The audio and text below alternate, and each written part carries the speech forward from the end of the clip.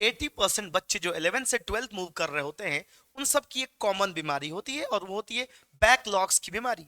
चाहे आप 9th से 10th, 10th से 11th मूव कर गए और 11th की शुरुआत में आप लोगों ने ये सोचा कि चलो अब ऑनलाइन कोर्सेज लेंगे, लाइव कोर्सेज परचेज करेंगे, वहां से डेली क्लास करेंगे, अपने अकॉर्डिंग क्लास करेंगे, और फिर आपने सारी चीजों को रिकॉर्डेड के भरोसे छोड़ दिया। कुछ बच्चे ऐसे बैकलॉग से शिकार होते हैं। कुछ बच्चे जो ऑफलाइन क्लासेस ज्वाइन करते हैं, शुरुआत में बहुत हाई जोश होता है, एकदम रेगुलर क्लास करेंगे, बाद में टालने की बीमारी आ जाएगी, और धीरे धीरे धीरे धीरे करके ऑफलाइन क्लास में पढ़ने वाले बच्चे भी बैकलॉग लेकर के आ जाते हैं। लेकिन मैं आपको बता दूं कि आप अगर 12th स्टार्ट कर रहे हो और आप ये सूडो मोटिवेशन ले आए हो कहीं से कि कोई बात नहीं, 11th में जो हुआ 12th में तो स्टार्टिंग से तांडव होगा, हर चैप्टर का न्यूमेरिकल सॉल्व करेंगे, हर चैप्टर में डीपीपी प्रैक्टिस करेंगे, चाहे कोई सा भी चैप्टर हो, हर सब्जेक्ट में हम लोग प्रीवियस ईयर क्वेश्चन सॉल्व करेंगे। कुछ बच्चे जेई के लिए सोच रहे होंगे, कुछ बच्चे नीट के लिए सोच रहे होंगे, लेकिन ये सारा सपना आपका अधूरा रह जाएगा। ये फॉल्स प्रोमिसेस करना बंद करिए, प्रैक्टिकली चीजों को समझिए। मैं आपको एक चीज बता देता हूं, अगर आपने अपने 11th क्लास को स्पॉइल कर लिया है ना, चाहे कोई सा भी सब्जेक्ट हो, तो यकीनन उस सब्जेक्ट में आपको क्लास 12th में भी सफर करना होगा। क्लास 12th आपको क्या लगता है 11th से अलग है? हाँ, क्लास 12th का सिलेबस क्लास 11 के सिलेबस से बाइफरकेट कर दिया गया है, लेकिन क्लास 12th में ऐसे कई सारे चैप्टर्स हैं जिनको आप बिल्कुल नहीं समझ सकते अगर 11th के कुछ फाउंडेशन कॉन्सेप्ट्स आपको नहीं आते। 11th के कुछ फाउंडेशन कॉन्सेप्ट्स आने ही आने चाहिए, तभी आप सोच भी सकते हो कि क्लास 12th आपको अच्छे से समझ आएगा। हालांकि अगर आपके सपने छोटे हैं, आपको बस जैसे तैसे करके बोर्ड पास कर लेना है, तब तो ठीक है भैया, 11 जैसा गया गया, जाने दो, छोड़ो, इस वीडियो को भी देखना बंद करो और सीधे 12th शुरू कर लो, थ्योरीज रटो, कैसे भी करके 12th पास कर जाओगे। लेकिन अगर आपके सपने बड़े हैं, अगर आपको 12th बोर्ड में अच्छा मार्क्स चाहिए, अगर आपको 12th के साथ किसी ना किसी कॉम्पिटेटिव एग्जाम में अच्छा करना है, चाहे वो जेई हो, चाहे वो नीट हो, चाहे वो सीयूईटी हो, या और भी कई सारे एंट्रेंस एग्जामिनेशंस होते हैं, अगर आपका सपना है कि आप किसी अच्छे कॉलेज से पढ़ाई करो, अगर आपको हाँ यही एरू गैरू नत्थु खैरू कॉलेज से पढ़ना है, डोनेशन वाले कॉलेज से पढ़ना है, फिर तो ठीक है, आप वीडियो को ड्रॉप कर लो। लेकिन अगर आप 12th के बाद कुछ अच्छा करना चाहते हो, अगर आप चाहते हो कि आपके मम्मी पापा प्राउड फील करें कि मेरा बच्चा 12th के साथ एक कॉम्पिटेटिव एग्जाम निकाल लिया, उसके लिए आपको 11th के कुछ सर्टेन ऐसे सिलेक्टेड टॉपिक्स हैं, उनको कर ही लेने चाहिए।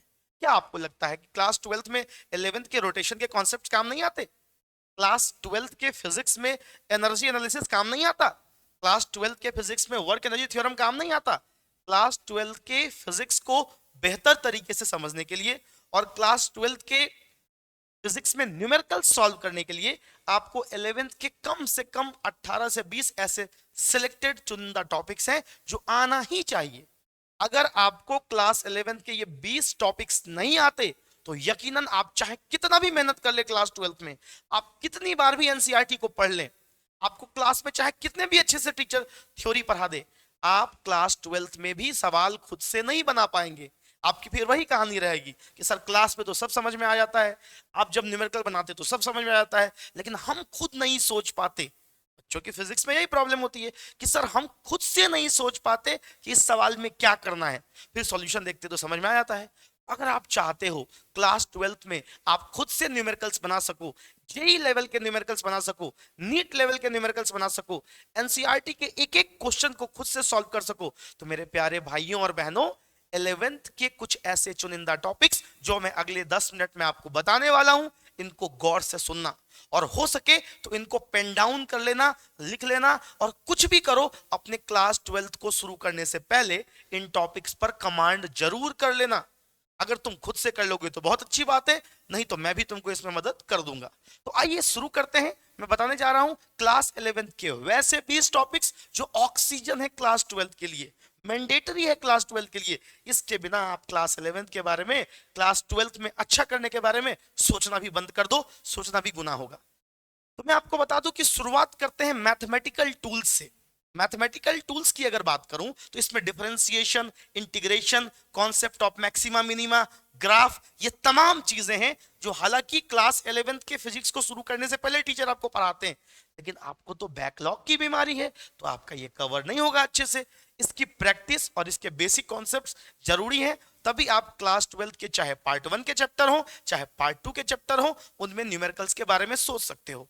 अब आगे अगर हम लोग चैप्टर 1 शुरू करेंगे क्लास 12 का, तो इलेक्ट्रोस्टैटिक्स में ही वेक्टर्स का यूज होगा, वेक्टर एडिशन का, वेक्टर रिजोल्यूशन का, इसके अलावा वेक्टर मल्टीप्लिकेशन का, लगभग 12th के सारे चैप्टर में इसका यूज है। आगे अगर बढ़ें तो वैसे तो काइनेमेटिक्स बहुत बड़ा है, 1D मोशन में बहुत सारे कॉन्सेप्ट्स हैं, लेकिन आपको रिलेटिव वेलोसिटी का कॉन्सेप्ट आना ही चाहिए, तभी आप चार्जेस से रिलेटेड कुछ खास न्यूमेरिकल्स कर पाएंगे। आगे अगर बढ़ोगे तो आगे 1D मोशन में तो कंपोनेंट की जरूरत नहीं होती, लेकिन 2D मोशन यानी प्लेनर मोशन और 3D यानी स्पेशियल मोशन में हम लोग एक्सेलरेशन को, वेलोसिटी को कंपोनेंट में कैसे तोड़ते हैं, ये समझना बहुत जरूरी है। बहुत जरूरी मतलब बहुत जरूरी है। चलें आगे। तो आगे अगर बढ़ते हैं हम लोग, तो आगे हमारे पास अगला न्यूटन्स लॉज ऑफ मोशन से FBD यानी फ्री बॉडी डायग्राम बनाने का कॉन्सेप्ट काम आता है। याद करो, मैंने आपको ऑफलाइन में पढ़ा भी रखा है। इसके लिए ट्रिक वो थोड़ी क्यूट सी थी। और फ्री बॉडी डायग्राम आपको क्लास 12 के पार्ट 1 के लगभग 4 चैप्टर में बनाने आना ही चाहिए, तभी आप मैग्नेटिक फोर्स और इलेक्ट्रिक फोर्स से रिलेटेड सवालों को कर पाओगे। आगे अगर बढ़ें तो आगे हमारे पास रिजोल्यूशन ऑफ फोर्सेज आता है, जिसके बेसिस पर हम लोग इलेक्ट्रिक फील्ड इंटेंसिटी और मैग्नेटिक फील्ड इंटेंसिटी का डेरिवेशन किया करेंगे। तो ये सारे टॉपिक्स क्लास 11th के हैं, लेकिन इनके बिना क्लास 12th को भी अच्छे से कवर कर पाना मुश्किल है। आगे बढ़ाएं तो कॉन्सेप्ट ऑफ इक्विलिब्रियम, आपको पता है कि इक्विलिब्रियम 3 टाइप के होते, स्टेबल इक्विलिब्रियम, अनस्टेबल इक्विलिब्रियम और न्यूट्रल इक्विलिब्रियम। अब तीनों इक्विलिब्रियम का अपना अपना मैथमेटिकल कंडीशन, अपना अपना एनर्जी एनालिसिस, ये तमाम चीजें हम लोग को क्लास 11 से आनी चाहिए, तभी हम क्लास 12 के फिजिक्स के थ्योरी को भी इवन समझ पाएंगे। ये इक्विलिब्रियम का कॉन्सेप्ट तो क्लास 12 के चैप्टर 2 में थ्योरेटिकली भी यूज किया गया है। आप सवाल छोड़ दीजिए, आप एनसीईआरटी के थ्योरी को भी नहीं समझ पाएंगे अगर आपको स्टेबल, अनस्टेबल और न्यूट्रल इक्विलिब्रियम के एनर्जी एनालिसिस का ज्ञान नहीं है। तो आपको ये आना ही आना चाहिए। आगे कंजर्वेटिव फील्ड, चूंकि आपको पता होगा क्लास 12 का चैप्टर 1 ही है इलेक्ट्रिक चार्जेस एंड फील्ड्स, और फील्ड कंजर्वेटिव हो सकता है और नॉन कंजर्वेटिव हो सकता है। तो कंजर्वेटिव फील्ड का जो कॉन्सेप्ट है, पोटेंशियल एनर्जी का जो कॉन्सेप्ट है, वर्क एनर्जी थ्योरम का जो कॉन्सेप्ट है, ये आपको आना ही चाहिए, तभी आप क्लास 12 में इलेक्ट्रिक फील्ड से रिलेटेड अच्छे न्यूमेरिकल्स या उसके थ्योरी को समझ पाएंगे। आगे अगर बढ़े तो अगला हमारे पास पोटेंशियल एनर्जी ग्रेडियंट, और इसके साथ जोड़ के ही हम लोग देखते हैं वर्क एनर्जी थ्योरम, ये आना चाहिए, तभी आप क्लास 12 में chapter 2 electrostatic potential and capacitance को समझ पाएंगे। शुरुआत के चैप्टर्स में ही ये काम आते हैं। यकीनन आपसे न्यूमेरिकल्स नहीं बनेंगे अगर आपको 11 के ये टॉपिक्स नहीं आते। मेरे प्यारे बच्चे, सेंटर ऑफ मास की अगर बात करें तो सेंटर ऑफ मास और सेंटर ऑफ मास के अलावा मास डिस्ट्रीब्यूशन और मास डेंसिटी, ये एक ऐसा कॉन्सेप्ट है जो आपको क्लास 11th में चार्ज डेंसिटी समझने में मदद करेगा। क्लास 11th में लीनियर चार्ज, क्लास 12th में linear charge density, class 12th में surface charge density, class 12th में वॉल्यूम चार्ज डेंसिटी, ये 3 डेंसिटी समझने होते हैं, और ये डिस्ट्रीब्यूशन ऑफ मास से ही हमें समझ में आता है। ठीक है, आगे चले। अगला जो हमारे पास कॉन्सेप्ट है वो है फोर्स और टॉर्क के बीच का रिलेशन, एंगुलर वेलोसिटी और वेलोसिटी के बीच का रिलेशन, एक्सेलरेशन और एंगुलर एक्सेलरेशन का बीच का रिलेशन। मतलब ये कि आपके लीनियर मोशन और एंगुलर मोशन के जो अलग अलग पैरामीटर्स होते हैं उनको आप कैसे रिलेट करोगे, कैसे फोर्स एक बॉडी में एक्सेलरेशन प्रोड्यूस करता और कैसे टॉर्क एक बॉडी में एंगुलर एक्सेलरेशन प्रोड्यूस करता, इन चीजों के बारे में हमें पढ़ना होगा। और ये 11th के टॉपिक्स हैं, लेकिन क्लास 12 के पहले चैप्टर में ही काम आते हैं। मोमेंट ऑफ इनर्शिया मास का एनालॉग होता है, जैसे लीनियर मोशन में मास होता है वैसे रोटेशनल मोशन में या एंगुलर मोशन में मोमेंट ऑफ इनर्शिया होता है। तो मोमेंट ऑफ इनर्शिया के कुछ कॉन्सेप्ट्स हैं जो क्लास 12 में अच्छे न्यूमेरिकल्स को सॉल्व करने में मदद करेंगे। तो ध्यान से इन चीजों को पढ़ लेना, अभी ये खत्म नहीं हुआ, और भी कुछ टॉपिक्स हैं। ये टॉपिक्स या तो आपको आ रहे होंगे और नहीं आ रहे हैं तो आप बिल्कुल रिलैक्स रहे मैक्स फिजिक्स के यूट्यूब चैनल पर। और हाँ, हम लोग तो अभी ऑफलाइन में भी 7 फरवरी से एक बैच स्टार्ट कर रहे हैं मॉर्निंग 8 से 9 में, जिसमें पहले एक महीने में हम लोग बिल्कुल 12th का सिलेबस स्टार्ट नहीं करेंगे, 11th के इन्हीं फंडामेंटल कॉन्सेप्ट्स को पढ़ाएंगे जो 12th के लिए मैंडेटरी हैं। इनके बिना आपका 12th भी बर्बाद हो जाएगा। हालांकि जो बच्चे दरभंगा में हैं वो ऑफलाइन प्रेफर करें, जो यहाँ नहीं पढ़ पाएंगे, जिनकी मजबूरी है, उनके लिए हम लोग, अगर इस वीडियो पर 50 से अधिक बच्चों का डिमांड आ गया कि ये टॉपिक्स आप यूट्यूब पे सर करवा दीजिए 1 बाय 1, तो हम लोग यूट्यूब पे भी करवा देंगे। और फिलहाल 7 फरवरी से 8 से 9 में जो हम लोग नई 12th की बैच स्टार्ट कर रहे हैं, उसमें पहले 12th नहीं पढ़ाएंगे, पहले इन्हीं फंडामेंटल कॉन्सेप्ट्स को बताएंगे, फिर 12th की सिलेबस स्टार्ट करेंगे। और हाँ, अगर 50 से अधिक बच्चों ने कमेंट किया इस वीडियो पर कि सर ये टॉपिक्स आप यूट्यूब पे एक सीरीज में करवा दीजिए, तो मैं वो भी करवा दूंगा। चलते हैं आगे मेरे बच्चे, आगे। अगर बच्चों को आ रहा होगा तो वो कमेंट नहीं करेंगे, और नहीं आ रहा होगा तो मैं यूट्यूब पर अगर कमेंट मुझे लगा कि बच्चों को नहीं आ रहा ये सब टॉपिक्स, तो मैं करवा दूंगा। आगे आपको ध्यान रखना है प्रिंसिपल ऑफ सुपरपोजिशन, जो आप एक बार ग्रेविटेशन में पढ़ते हैं, एक बार वेव्स में पढ़ते हैं, ये भी क्लास 12th में चैप्टर 1 में ही काम आ जाता है। इसको भी अच्छे से देख लेना है, या तो आपको आ रहा होगा, नहीं आ रहा होगा तो कमेंट करके आप बताइएगा, हम लोग उस पर काम करेंगे। Coherent and non coherent wave, class 12th में एक चैप्टर आता है वेव ऑप्टिक्स, इलेक्ट्रोमैग्नेटिक वेव्स और अल्टरनेटिंग करंट। इन तमाम चैप्टर्स में वेव्स का बेसिक्स आना चाहिए आपको, और वेव ऑप्टिक्स को सीखने के लिए कोहेरेंट और नॉन कोहेरेंट वेव का कॉन्सेप्ट अच्छे से आना चाहिए। ये कुछ ऐसे टॉपिक्स हैं जो अगर नहीं आते आप तो फ्रैंकली कमेंट करें आप। कॉन्सेप्ट ऑफ फील्ड पोटेंशियल, मतलब फील्ड में, किसी भी फील्ड में पोटेंशियल के बारे में हम लोग कैसे एक्सप्लोर करते हैं।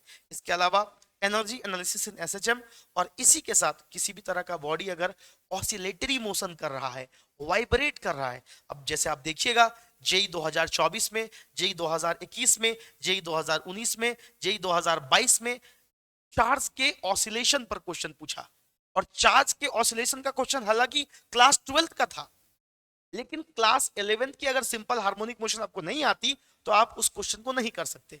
तो ऐसे कॉम्पिटिटिव एग्जाम में भी क्वेश्चंस आ रहे हैं, नीट में या जेई में, जो कहने के लिए क्लास 12th के होते हैं, लेकिन आप उनको तभी भी नहीं कर पाओगे अगर आप 11th नहीं जानते। और मैं आपको बताऊं, बोर्ड में कुछ सब्जेक्ट में ऐसे ऐसे कुछ क्वेश्चंस आ रहे हैं बोर्ड एग्जाम में जो 11th से रिलेटेड है, वो हालांकि क्लास 12th के सिलेबस के हैं, लेकिन आप उसको तभी अनफोल्ड कर पाओगे, तभी सॉल्व कर पाओगे जब आपको क्लास 11th अच्छे से आ रहा होगा। तो बोर्ड को तो ये लगता है ना कि आप अगर क्लास 12th का बोर्ड दे रहे हो तो 11th आपने अच्छे से पढ़ा होगा। अलग बात है कि हमको पता है कि हमारे स्कूल में 11th का एग्जाम कैसे होता है, या हम लोग 11th में कितने सीरियस होते हैं, लेकिन बोर्ड को तो लगता है कि ये बच्चा 11th अच्छे से पढ़ के आया है। तो बोर्ड एग्जाम में अगर अच्छा स्कोर करना है, अगर बस पास होना है, तो ये सब बकवास मत सुनो, तुम जाओ एंजॉय करो, लास्ट में थ्योरी वगैरह रट लेना, पास कर जाओगे। लेकिन नहीं, अगर तुम 12th बोर्ड में भी रेप्यूटेड मार्क्स लाना चाहते हो तो भाई साहब 11th के कुछ कॉन्सेप्ट तो तुमको आने चाहिए। अब चलते हैं आगे। आगे हम लोग को देखना है इंटरफेरेंस ऑफ वेव्स, वेव्स की शादी। हम ऑफलाइन क्लासेस में 11th के बैच में पढ़ाए हुए हैं, वेव्स की शादी, इंटरफेरेंस ऑफ वेव्स आपको आना चाहिए। उसके बाद आपको आना चाहिए कौन सा डायग्राम, फेजर डायग्राम।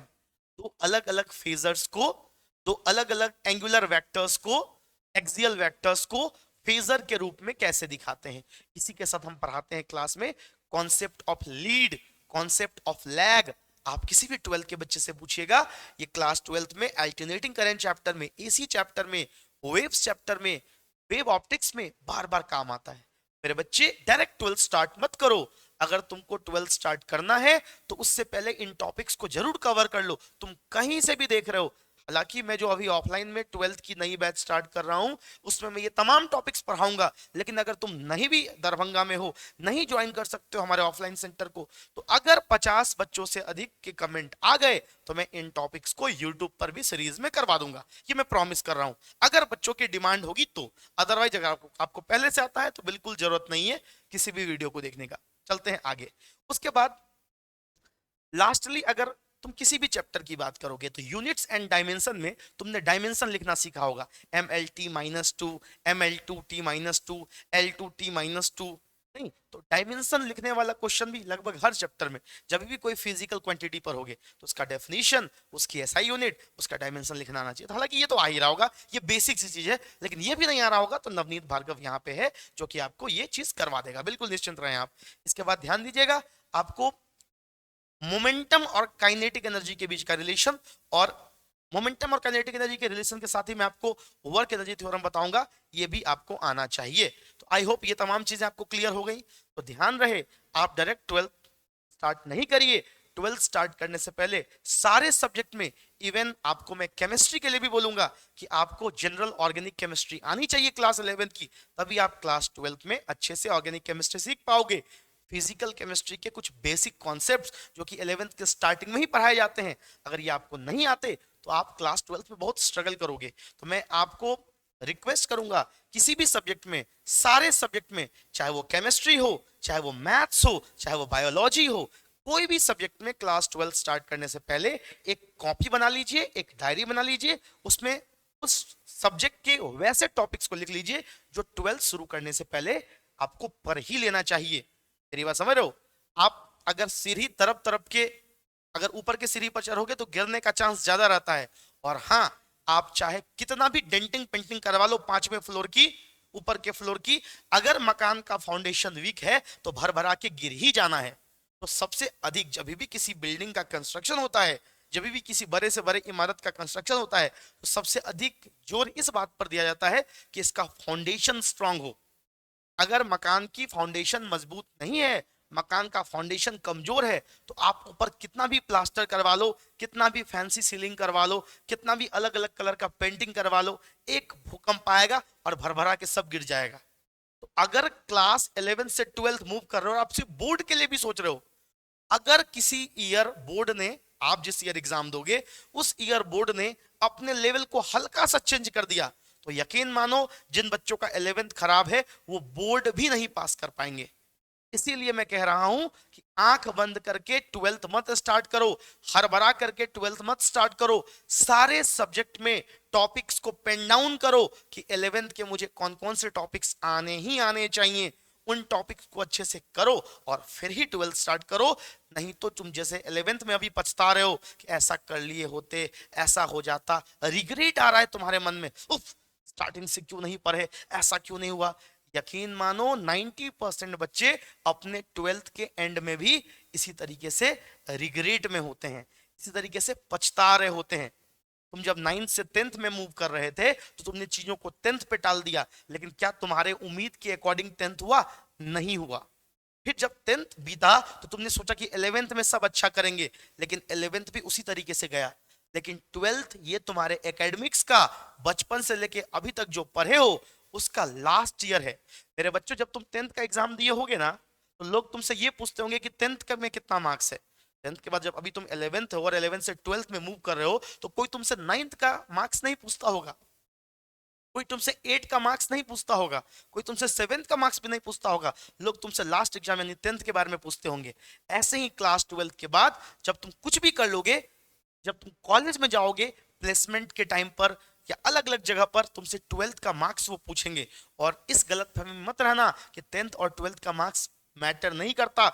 अभी तुम 10th में थे तो 10th का मार्क्स तुम्हारे प्रेजेंट एकेडमिक कंडीशन को बता रहा था, आगे 12th का मार्क्स बताएगा। तो 12th के स्टार्टिंग से ही कोई गलती नहीं हो, इसकी पूरी गुंजाइश रखो कि तुम 12th को बहुत शानदार तरीके से लेकर के चलोगे। 12th में 0% नेग्लिजेंस होगा, यहां पर टालम टोल नहीं होगा, यहां पर बैकलॉग लगने ही नहीं देंगे। और 11th के उन टॉपिक्स को हम जरूर कवर कर लेंगे 12th शुरू करने से पहले। अपने आप को टारगेट दो कि इतने दिन में मुझे ये सब टॉपिक्स कर लेने हैं, ठीक है। और मैं ऑफलाइन में जो बैच स्टार्ट कर रहा हूं 7 फरवरी से मॉर्निंग 8 से 9 में 2025-26 के बच्चों के लिए, उसमें तो मैं ये टॉपिक्स करा ही दूंगा।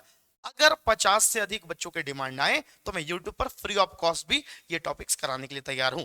तो कमेंट बॉक्स में जरूर बताना कि ये तुम्हें टॉपिक्स आते हैं, नहीं आते हैं तो भी तुम लोग कमेंट बॉक्स में बताना, हम लोग इस पर भी काम करने का काम करेंगे।